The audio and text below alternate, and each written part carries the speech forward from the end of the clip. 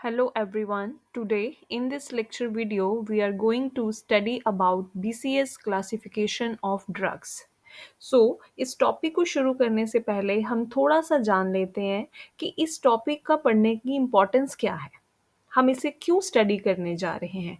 तो जैसा कि हम सब जानते हैं कि oral route of drug administration is the most simple and preferable route. सबसे ज़्यादा जो मेडिसिन पेशेंट को दी जाती है that is by oral root. This route is acceptable by patients as well as by formulators also. But इस root की कुछ limitations हैं. क्या है वो लिमिटेशंस? वो है absorption of drug bye gastro intestinal tract. हमें पता है कि जब तक ड्रग हमारी एब्जॉर्ब नहीं होगी बॉडी में तब तक वो अपना इफेक्ट शो नहीं करेगी. सो ये जो लिमिटेशन है this is associated with oral route of drug administration. अब इसी को थोड़ा सा और डिटेल में समझ लेते हैं. अब जैसा कि हम सब जानते हैं कि जब हम टैबलेट लेंगे, let us take the example of tablet. By oral route हम लोगों ने टैबलेट ली, वो बॉडी में बाय माउथ जब हमने ली वो जीआई ट्रैक में जाके क्या होगा, सबसे पहले स्टमक में जाके वो टैबलेट डिसइंटीग्रेट होगी, टूटेगी और फिर वो डिसॉल्व होगी इन द फ्लूइड और वो कन्वर्ट हो जाएगी सॉल्यूशन फॉर्म में. This is called solubility of the drug. Now हमारी ड्रग सॉल्युबल फॉर्म में होगी, सॉल्यूशन फॉर्म में कन्वर्ट होगी. अब अगला स्टेप क्या रहेगा, अब हमारी ये ड्रग जो सॉल्यूशन फॉर्म में है ये अब पास क्रॉस करेगी बायोलॉजिकल मेम्ब्रेन्स, सेल मेम्ब्रेन को क्रॉस करेगी. अब इसे हम लोग बोलते हैं परमिएबिलिटी.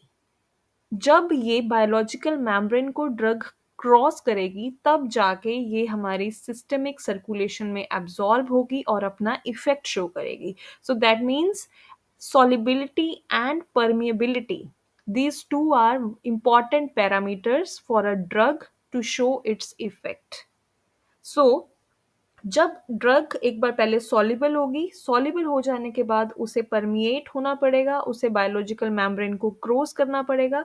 जब उसने biological membrane means cell membrane जब उसे क्रॉस कर लिया then it enters into the systemic circulation और ये अपना इफेक्ट शो करेगी.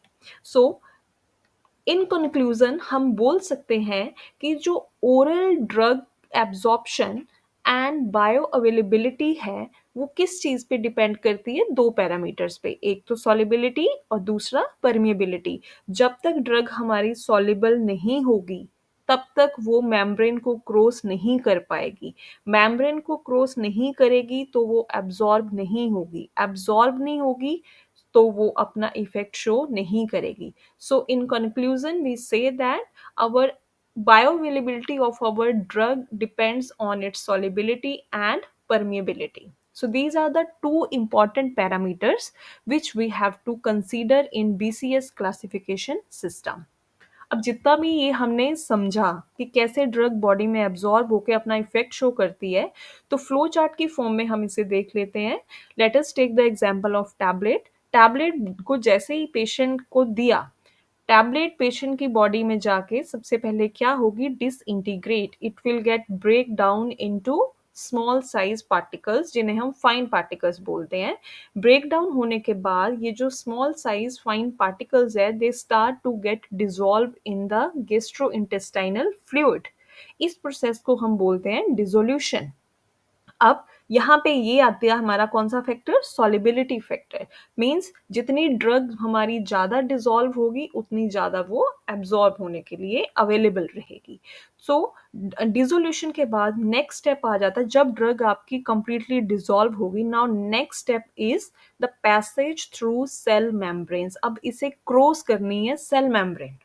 तो that passage through the cell membrane that is known as permeability. अब अगर डिसॉल्व हो गई और ये सेल मेम्ब्रेन को क्रॉस नहीं कर रही तब भी ड्रग बॉडी में कोई इफेक्ट शो नहीं करेगी। तो दो पैरामीटर्स बहुत इंपॉर्टेंट है, सबसे पहले ड्रग को डिसॉल्व होना है, उसके बाद इसे मेम्ब्रेन को क्रॉस करना है, तब ये अपना इफेक्ट शो करेगी।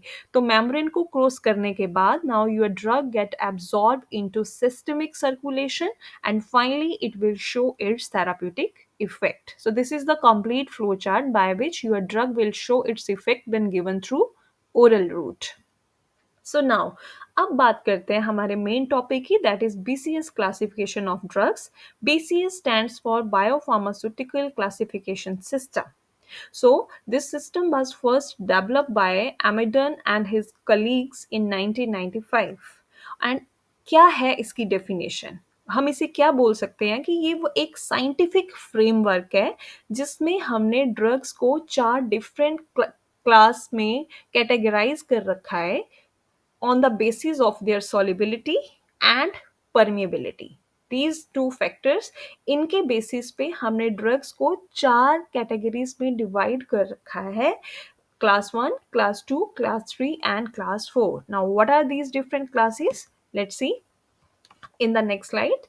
So objective of BCS, क्या ऑब्जेक्टिव है? Just to predict in vivo performance of drug products from in vitro measurements, means lab में टेस्टिंग के थ्रू हम लोग इस चीज़ को प्रिडिक्ट कर लेते हैं, डिफाइन कर लेते हैं कि बॉडी में जाके हमारा ड्रग प्रोडक्ट कैसा इफेक्ट शो करेगा, कैसे वो डिजॉल्व होगा, कैसे वो एब्जॉर्ब होगा। So this is the objective actually. So now what are the different classes? So class 1, वो ड्रग्स जिनकी सॉलिबिलिटी भी हाई होती है, परमिएबिलिटी भी हाई होती है, उन्हें हम लेते हैं क्लास 1 में। And class 2, low solubility, high permeability. Class 3, drugs having high solubility but low permeability, and class 4, having low solubility as well as low permeability.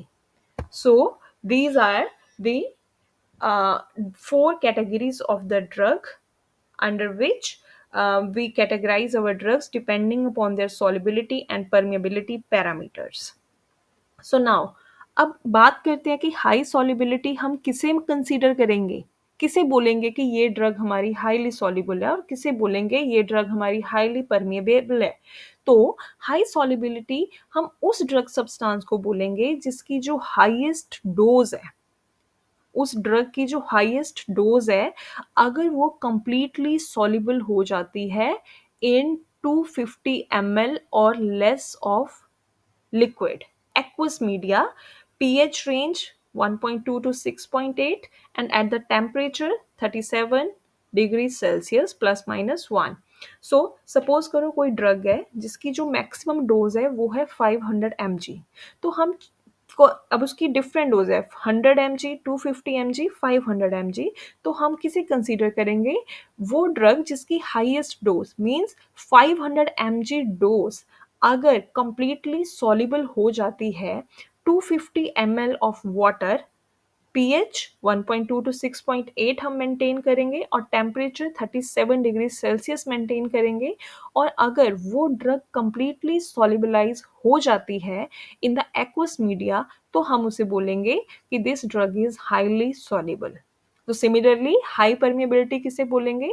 वो ड्रग सब्सटेंस जिसकी जिसमें जितनी हमने डोज पेशेंट को दे रखी है उसकी more than 85% dose is recovered in urine as unchanged. It means more than 85% of the drug has cross the biological membrane and enter into the systemic circulation. Okay, so that is known as high permeability drug. So class 1 drugs कौन कौन सी रहती हैं? High solubility and high permeability as we already discuss. So ये जो drugs होती हैं these are highly preferable for oral route, इनमें कोई भी प्रॉब्लम नहीं होती क्योंकि ये इजीली सॉल्युबलाइज हो जाती है और इजीली परमिएट भी कर जाती हैं। सो ये डिजॉल्व और absorb rapidly. Dissolve means depending upon the solubility and absorption depending upon the permeability. So both factors are rapid, dissolve and absorb rapidly. जितनी जल्दी डिजॉल्व होगी उतनी जल्दी एब्सॉर्ब होगी, जितनी जल्दी एब्सॉर्ब होगी उतनी जल्दी अपना थेराप्यूटिक इफेक्ट शो करेगी। So in this case no bioavailability issues, और जो मार्केटेड ड्रग प्रोडक्ट्स हमारे रहते हैं, मैं 35% of the drug products available in the market that comes under class 1 category. So example of such drugs: propanolol, metoprolol, diltiazem, and brapamil. These are the drugs which have high solubility and high permeability. So now class 2 drugs having low solubility and high permeability. So these drugs, low solubility, it means these will dissolve slowly. इनकी solubility कम है तो dissolve भी ये slowly होंगी, but permeability high है तो it means ये cell membrane को फटाफट से क्रॉस कर देगी, so it absorb rapidly. But absorption इसकी स्लो इसलिए इसकी एब्जॉर्प्शन स्लो होती है as compare to class 1 drugs, क्योंकि इनकी सॉलिबिलिटी कम है, क्लास 1 की सॉलिबिलिटी ज़्यादा रहती है। तो इस केस में जो बायो अवेलेबिलिटी है वो कम होती है एज कंपेयर टू क्लास 1। और बायो अवेलेबिलिटी किस चीज़ पे डिपेंड करती है? Doses form and rate of release of drug substance. जितनी ड्रग डिसॉल्व होगी उतनी ड्रग एब्जॉर्ब हो जाएगी, क्योंकि एब्जॉर्प्शन स्टेप जो हमारा रहता है that is after dissolution. So drug slowly dissolve होगी, पर जितनी डिसॉल्व हो रही है वो फटाफट से क्या हो जाएगी? एब्जॉर्ब। क्यों? क्योंकि इनकी परमेबिलिटी हाई है। So जो marketed drugs हैं that belongs to class 2, that is 30%. So the example you can see over the screen, that nifedipine, ketoconazole, phenytoin, these are the examples of class 2 drugs and class 3 drugs having high solubility, low permeability. अब देखो नाम से आपको समझ आना कि ये वो ड्रग्स हैं जो डिसॉल्व रैपिडली, जो जल्दी से डिसॉल्व हो जाएगी क्योंकि सॉलिबिलिटी हाई है, बट वो सेल मेम्ब्रेन को जल्दी से क्रॉस नहीं कर सकती क्योंकि उनकी परमेबिलिटी लो है। So these drugs dissolve rapidly but absorb slowly. आपको दो चीजें ध्यान में रखनी है: dissolve is related to the solubility and absorption is related with the permeability. Okay, so high solubility means फटाफट से dissolve हो जाएगी, low permeability means absorption slow होगी। so in case इस क्लास में क्या रहता है, जो बायो अवेलेबिलिटी रहती है वो इनकम्प्लीट रहती है। क्यों?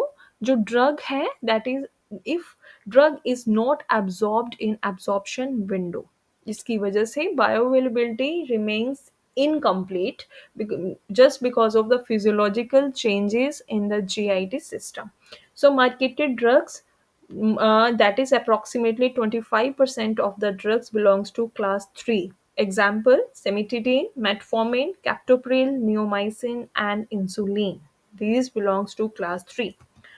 एंड नाउ क्लास 4, solubility भी लो है, permeability भी लो है। It means these drugs are poorly absorbed by oral route. Oral route से देने का कोई फायदा ही नहीं होगा, बिकॉज ना तो वो soluble होंगी, soluble नहीं होंगी, सेल मेम्ब्रेन को क्रॉस नहीं करेगी, सेल मेम्ब्रेन क्रॉस नहीं करेगी तो अपना इफेक्ट शो नहीं करेगी। सो इस कैटेगरी की ड्रग्स के लिए हमें अल्टरनेटिव रूट सिलेक्ट करना पड़ता है अदर देन ओरल रूट। तो इस केस में सॉलिबिलिटी और परमेबिलिटी दोनों इश्यूज रहते हैं, डिसोल्यूशन भी कम रहता है, थेरापेटिक इफेक्ट भी लो रहेगा और एब्जॉर्प्शन भी लो रहती है। So marketed drugs, only 10% of the marketed drugs belongs to this category. Example: taxol, griseofulvin and ritonavir. These are the example of class 4.